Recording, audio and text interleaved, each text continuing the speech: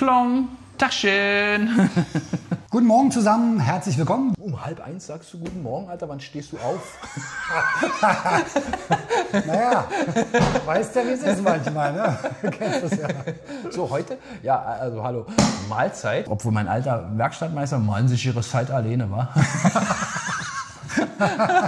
Er konnte das nicht leiden mit Mahlzeit. So, heute jetzt darum, wir haben ja im letzten Video, glaube ich, oder in irgendeinem haben wir mal vorgestellt, oder wir haben auch schon bei Vespa auch vorgestellt, diese tollen Gepäckhaken und so weiter. Genau. Wir haben ja das Problem bei der Lambretta, dass sie den Gepäckhaken hier nicht haben. Den haben wir übrigens auch bei den Vespa Small Frames, Sprint, Primavera, LX, Same. überall. Und bei denen ist, die haben ja alle, die Vespa Small Frames, haben ja hier diesen Gepäckhaken. Und Lambretta auch. Lambretta eben leider auch. Also hier passt vielleicht ein Chanel-Handtäschchen hin, aber so die ganz kleinen, weißt du? Ja, aber das war dann auch. Der Haken ist einfach zu tief positioniert, an der Stelle ungünstig. Jeder kennt es, der eine Smallframe Vespa hat. Da hat Vespa mit der GTS und dem Versatz des Hakens an die Stelle hier vorne einen echten Gamechanger hingekriegt. Genau, zeigen wir mal, hier haben wir mal gerade eine Vespa stehen, ne? Da ist der Klapphaken, hier ist schon der BGM dran, da ist normalerweise so ein Kunststoffding dran, aber die Position ist halt wichtig, ne? Dass man die Höhe hat. Das ist ein echter Gamechanger und das wäre echt tatsächlich auch von unserer Seite absolut befürwortenswert, wenn es hier ab Werk eine Lösung schon gäbe, weil das ist ein Gamechanger. Wir bauen diesen für Vespa gedachten BGM-Haken. Ich habe schon einen hier. Wir nehmen gleich den BGM-Haken aus Aluminium und nicht diesen Plastik-Original, der auch bei Vespa original ist.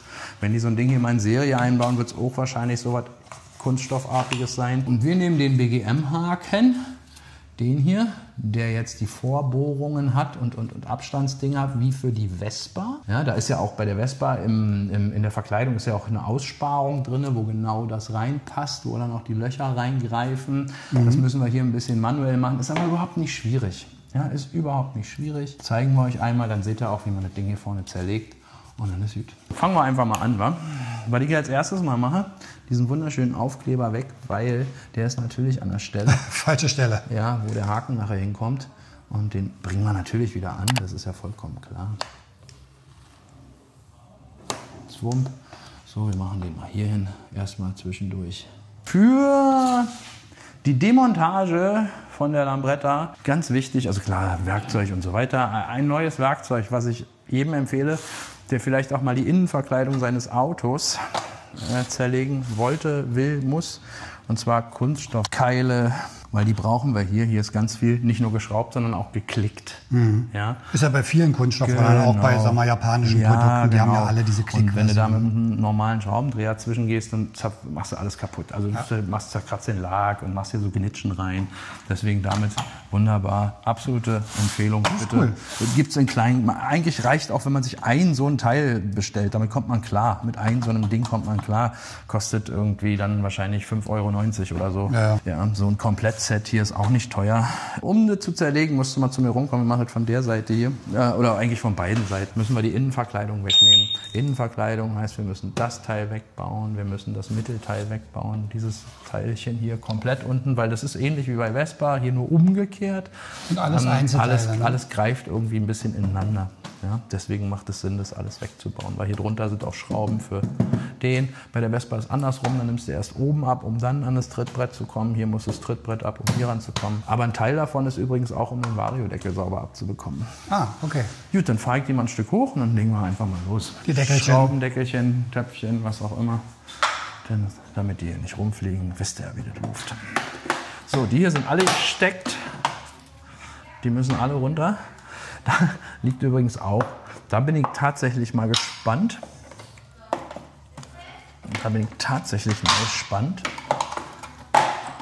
Wie das in 5 Jahren aussieht.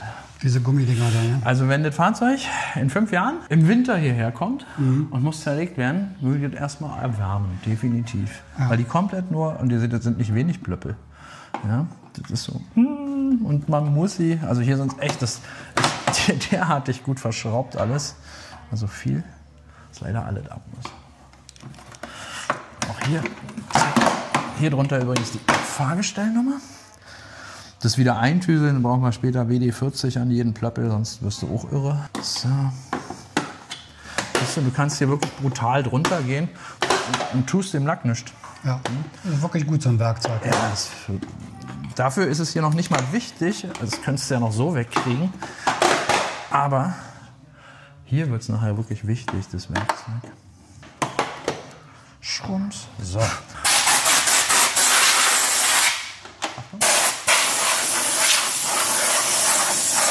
Denn wann kommt man da ran und macht es sauber? Immer ein guter Moment, um mal zu putzen, Ja, wenn es runter ist. Ne, das ist der ganze Lindenquatsch hier drunter. Das ist ja auch unser Vorführer.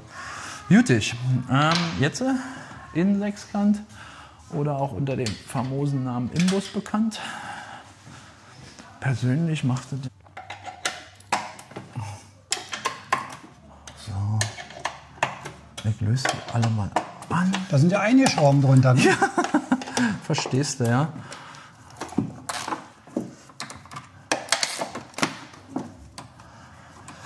So.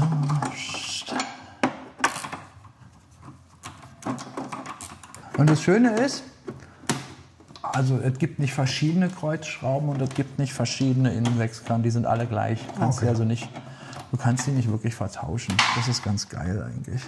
Es sind nur viele. Es sind wirklich viele. Also da haben sie nicht gespart. Also auch hier mit Sicherheit eine Gewichtsersparnis möglich. Kann man weglassen, meinst Ja, du? da kann man bestimmt was weglassen. So, ich mache hier gleich mal die Seitenteile weg.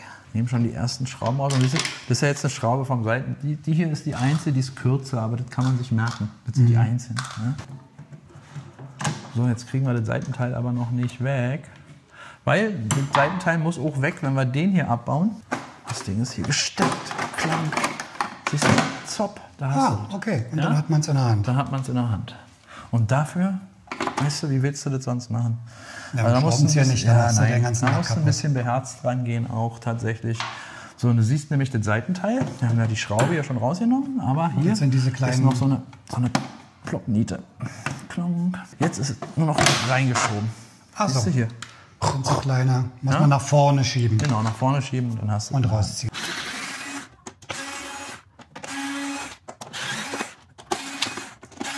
So. Und das wird einfach nach oben gezogen, oder? Naja. Das ist jetzt auch wieder alles so ein bisschen geklemmt und geklickt. Da ist es. So, klack, haben wir das Ding in der Hand. Das geht jetzt. Ja, ja, das ist easy. Eigentlich ist das alles, wenn man es weiß, ist immer alles easy, ich weiß, aber so. Jetzt geht's weiter. Jetzt haben wir das entfernt alles. Sehen auch hier so ein bisschen, hier war ja die Fahrgestellnummer, bla. Hier ist so ein Blow-by-System, Kabelbaum. Hier kommen wir jetzt auch ganz gut. Also jetzt, wenn man das hier noch jetzt wegnimmt, Das Frontteil kann man abnehmen. das kann man abnehmen, einzeln. Dann kommst du richtig gut an den Zylinderkopf zum Ventil einstellen. Ach ja, Zum Beispiel. stimmt. Ne, wir haben ja hier die 125er, deswegen sieht es doch so anders aus übrigens. Ja, das ist nicht die 300er. No, aber die kannst du auch einzeln wegnehmen. So mal hier oben und hier vier Schrauben verschraubt. ist praktisch, dann kommst Hast du in der schön Hand, vorne dann ran. kommst du wunderbar daran. Jetzt fangen wir an, das auszubauen. Ist auch nicht dramatisch. So, dann haben wir die lose. Damit haben wir das Ding hier unten halbwegs lose. Du siehst hier, ist auch noch eine Nase, das muss mit weg, diese Kreuzschrauben. Deswegen ist es ja gut, dass wir das mal machen. So, Klang. Und jetzt, ich nehme die noch mal hier ein bisschen raus. Das mache ich einfach. Die muss zur Seite gezogen werden. Dann habe ich einfach den Vorteil, ich krieg's besser angesetzt nachher.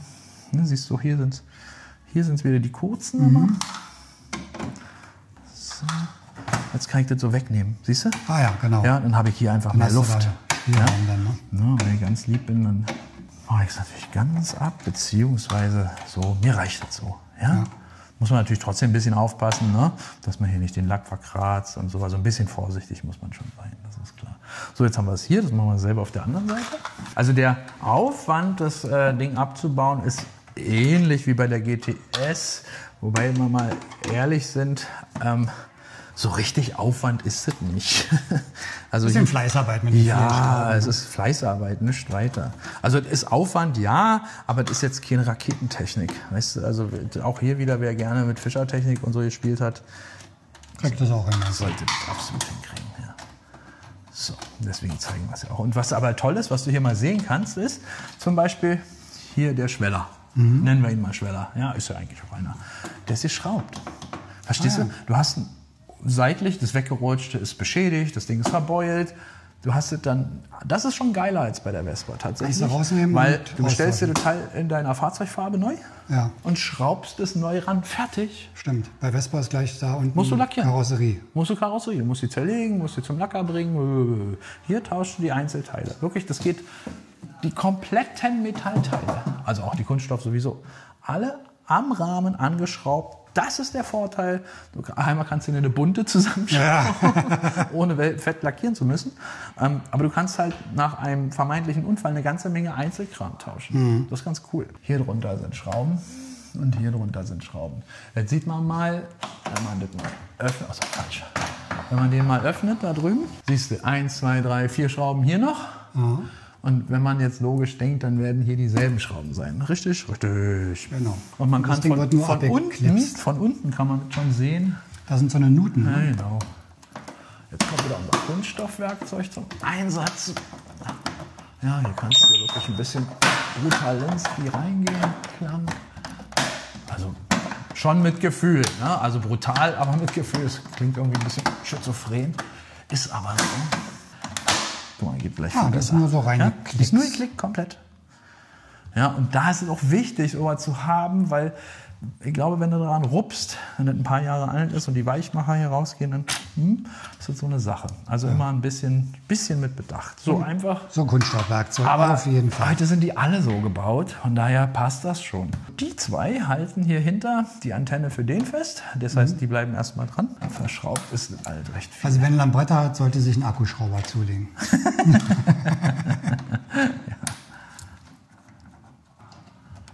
So, kling, ling, ling, ling.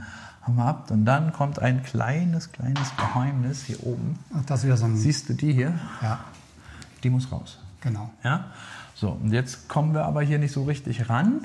Ja, klar, man könnte die Nase abnehmen, aber ich habe da noch einen anderen Tricky. Ich lasse die Nase dran.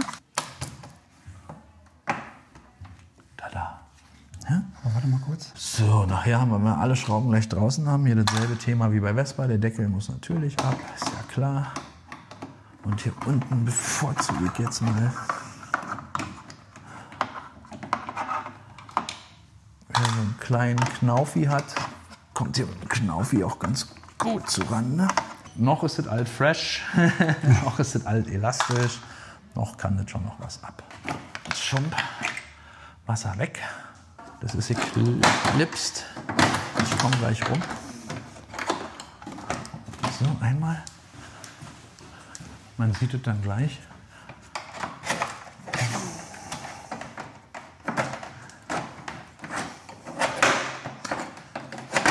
Klonk, da ist er. Ja? Vorsicht, den Schraubenbeutel. Er hat überlebt. Wenn der schön in die Karosserie reingefallen wäre, in den Hohlraum. Super. Unser USB-Anschluss. Also ich will die Verkleidung jetzt abnehmen. USB-Anschluss weg. Das ist das Kabel. Du ziehst ja über einen Zug, indem du den Zündschalter nach ganz überdrehst. Ja, öffnest du hier die Klappe. Ah, okay. Das ist einfach ein der Kabelzug Zug, gemacht. genau. Und jetzt, ohne den groß auszuhängen oder sowas, ich schraube den einfach hier schnell lose. Weil ich will das Ding in der Hand haben. Weil dann bleibt der da einfach hängen und gut ist. Ja.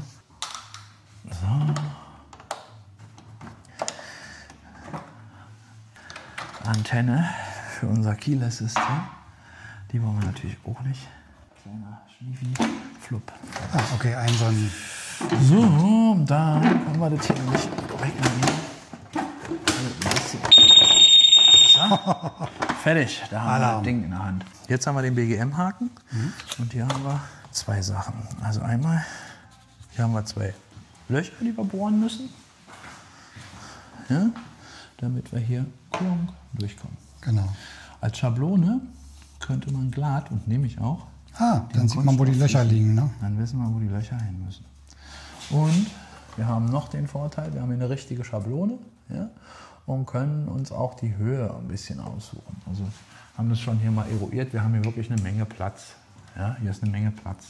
Da ist genug Platz hinter, dass der hier schön hier oben Also da stören die Schrauben ja nicht.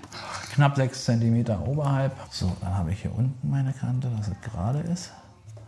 Hier auch, ja, wie einen rechten Winkel. So ist ja auch das Ding geformt hier unten. Hinten. Genau, den machen wir noch genau in die Mitte rein. 10, 5 ist in der Mitte. Perfekt.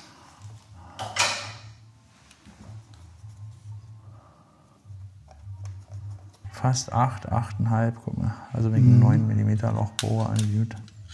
Da habe ich auch ein bisschen Luft da drin. So, jetzt habe ich hier Bohrer, die so geformt sind, dass ich nicht körnen muss. Die schneiden hier vorne gleich ein. Die haben wie so einen eigenen Körner da dran. Ja? Also das ist sowieso Kunststoff, da Körner hat man eh nichts. Ja. Ja. Aber die sind halt echt toll, kann ich mal empfehlen. Weil damit hast du nicht dieses, wenn du ansetzt, dass du wegrutscht. Ja. Das ist ziemlich, die sind echt toll. Sind das Metallbohrer oder? Ja, ganz toll. Das ist ein Metallbohrer, ja.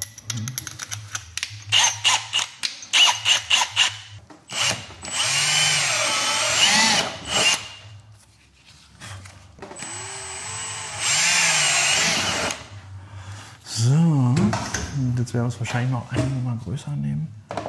Ja, aber passt schon. Sehr gut.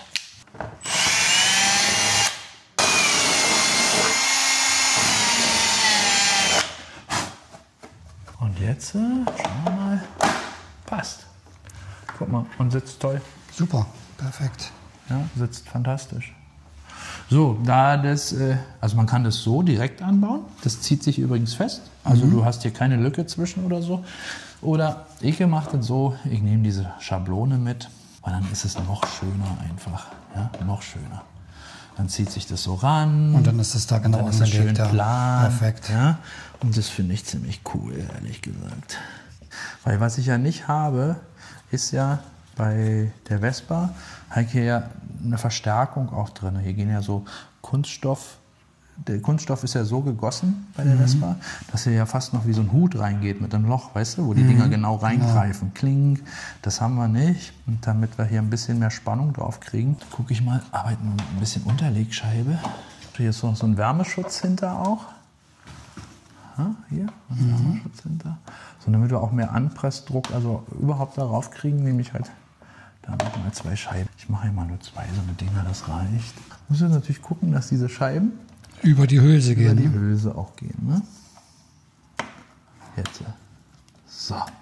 Das ist echte Bastelarbeit mal. Hier nicht so Plug and Play. Da muss man ein bisschen aufpassen.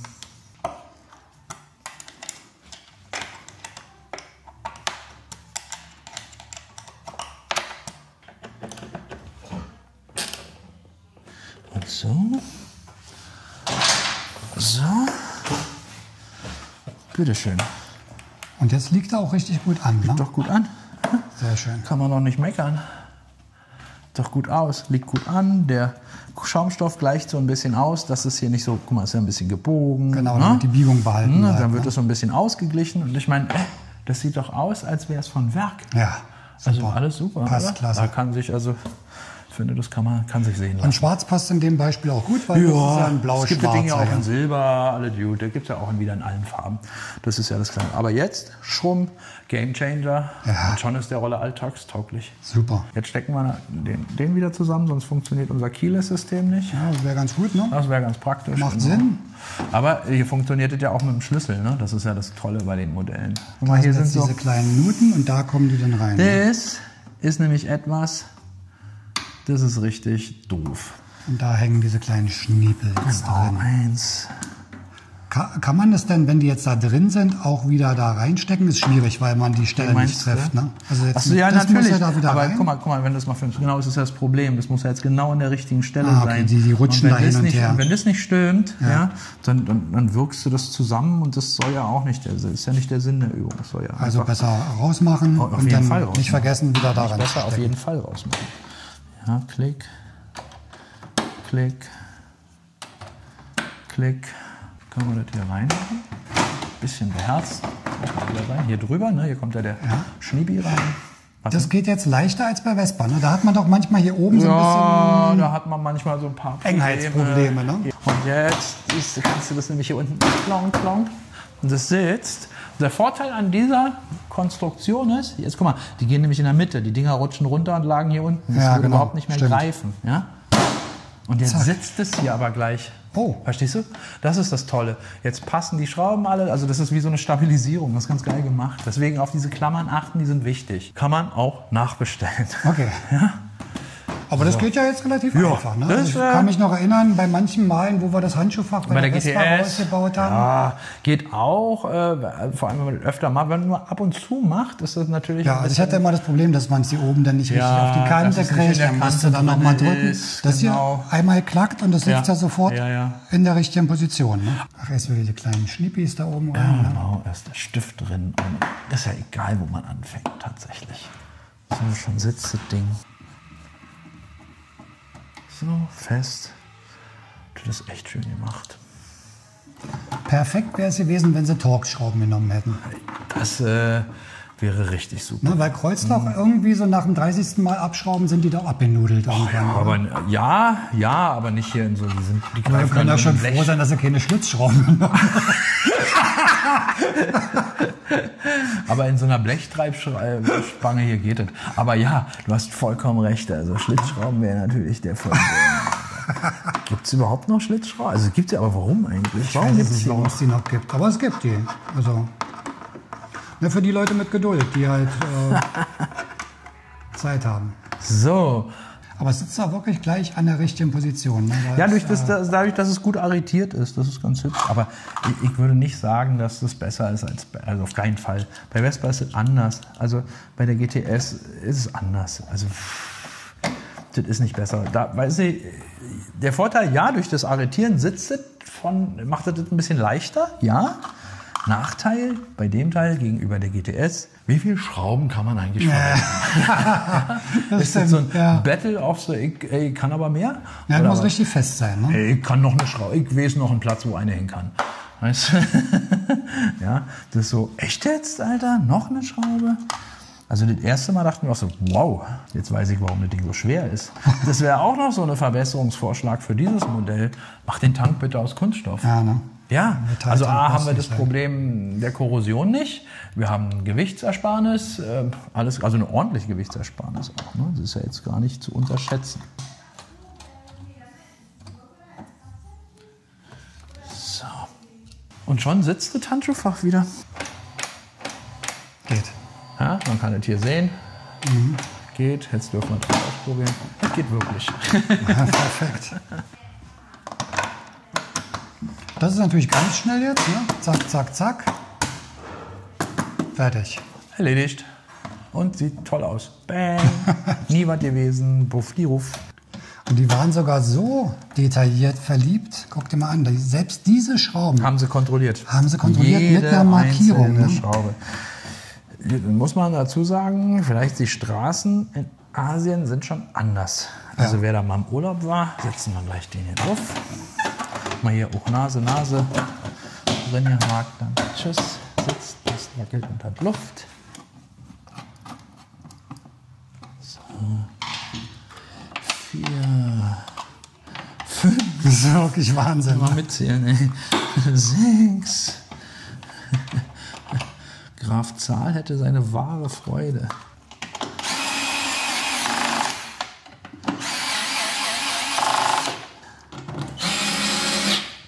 So, wunderbar.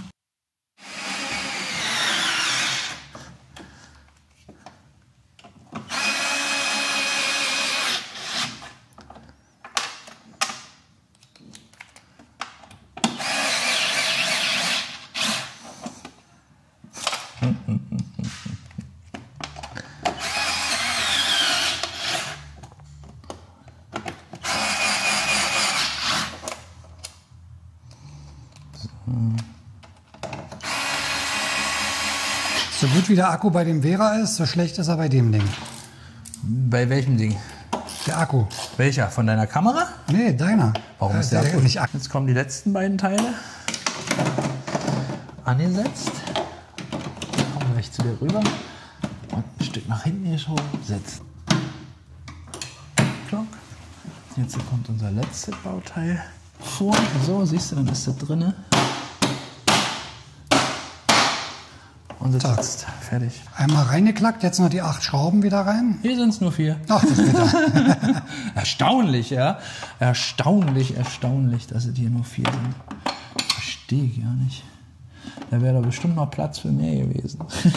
Aber hier haben sie jetzt mal 2 unterschiedliche, ne? Ja, hier ist auch mal echt eine andere drin. Das ist ja so, wow, was ist denn hier los?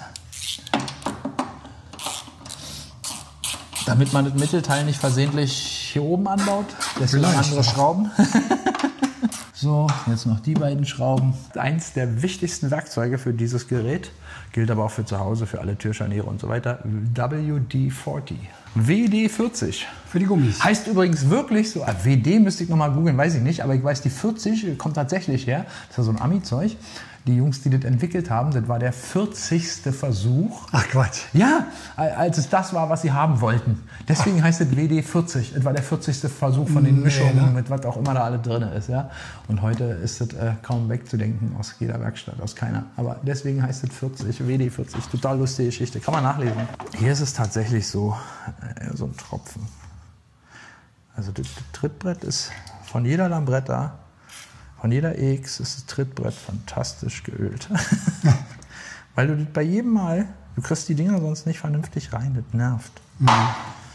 Na, gerade wenn es neu ist, ne? Ja, so kannst du das machen, weißt du, dann geht es. Wenn es dry ist, ist es dry. Also das ist fast die längste Arbeit beim Zerlegen dieses Teils. Tatsächlich.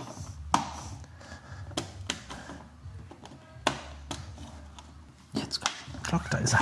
So, der letzte, auf der Seite zumindest.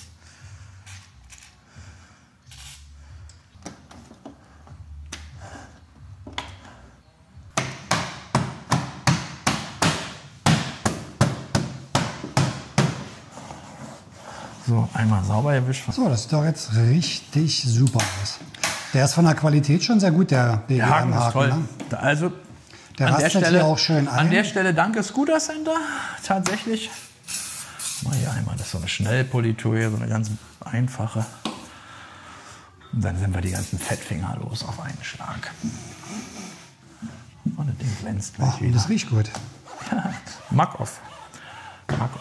Speed Polish. Komplette Pflegeserie Mac-Off, absolut zu empfehlen. Von der normalen Basis Reinigungsspray, brauchst du kein Spülwasser oder irgendwas. Aber wie gesagt, das reinigt nicht so intensiv wie jetzt für verwitterte Lacke da. Die müssen erst gereinigt werden. Aber dafür ist diese komplette Serie sehr gut. Kann ich nur empfehlen. Ich benutze sie seit Ewigkeiten. So, Scooter Center sollte diesen Haken für Lambretta mit ins Programm nehmen. Also offiziell so anbieten. Ja, stimmt. Ja, so, und das Ding ist echt stabil. Also wirklich. Ist wirklich stabil. Man hat es auch gesehen, dass das Kunststoff extrem dick ist. Ne? Also das, wo du, als du durchgebohrt hast, hat man den Durchmesser gesehen von dem Kunststoff. Ja, ja. Das ist schon jetzt nicht irgendwie also so ein ein Futzelzeug. Ne? Ich meine natürlich, dass du hier jetzt nicht den Ikea-Packschrank dranhängst, ist klar. Dafür hast du ja die Seitentasche. Ja. Ja. Aber du hängst hier halt deinen Einkauf rein, der hängt hier safe. Ist ja nur zur Stabilisierung auch. Der hängt hier safe und du kannst hier echt was anhängen. So, und Gamechanger, schon ist die Lambretta deutlich alltagstauglicher. Jetzt macht die Olli-Tasche auch, weißt du? Hast du nicht mal eine da? Ich habe noch mal eine hier, guck mal. Jetzt kannst du die Olli-Tasche nämlich, also nachdem du deinen Helm hier draußen hattest, nimmst du jetzt deine Tasche, hier hast du die beiden Haken, Klong, safe, alle gut. Hier drin ist ja jetzt Gewicht, ja? Hier drin ist ja die Milch und was auch immer man hat. Alle gut, es steht gut, alles ist prima. Du hast das unter Kontrolle. Und jetzt sieht man auch mal im Vergleich, ne? Genau. Guck mal hier, was willst du da machen? Ich meine, was soll denn der Schwachsinn? Das ist jetzt mal im Ernst. Ich stell mich ja jetzt nicht blöde an, sondern das ist ja wirklich, sag mal, ernsthaft jetzt? Du hast auch vor allem, das Schlimme ist, oder das Ungünstige ist an der Stelle dieses Hakens, ist, du hast es nicht unter Kontrolle, also nicht in deinem Sichtfeld. Ja. Verstehst du? Du kriegst gar nicht mit, wenn sich das hier mal so loslöst. Du kriegst gar nicht mit. Hier, siehst du direkt an jeder Ampel. An jeder Ampel, das ist so im peripheren Sichtfeld eigentlich. Ja. Das ist schon fast peripheres Sichtfeld. Also hier hast du viel mehr Kontrolle über die Sache. Also schon fast ein Muss, ne? Ja, der Haken ist ein Muss. Das wäre echt toll, wenn sie die in die Serie übernehmen würden. nach Möglichkeit kein BGM, dass wir auch noch was zu tun haben. Aber so ein günstiges Plastiktool, aber auf alle Fälle ja, das ist der Gamechanger. Gut, ich packe euch die Links zu den ganzen Sachen, die wir euch heute gezeigt haben, natürlich unten in die Beschreibung mit rein, also den Haken, dann auch vielleicht, wenn ich es finde, hier dieses Set. Muss ich mal gucken, ob ich das finde. Und dann natürlich diese Olli-Tasche, die hatten wir letztes Mal vorgestellt. Ja. Die kriegt ihr beim Kaffee Racer. Link mit E-Mail ist auch nochmal in der Videobeschreibung. Super, Micha, ich danke dir. Ich danke Wieder euch mal fürs was Schönes gezeigt. Also wer sowas sich einbauen lassen möchte, hier aus Berlin kommt, kann es bei euch machen lassen. Und wer ein bisschen Geduld hat und weit weg wohnt, der kauft sich den von BGM und macht selber. Absolut. Do it yourself, mal schnell auf den Sonntagnachmittag auch gemacht. Genau. Peace and Lappen weg. Ciao, ciao.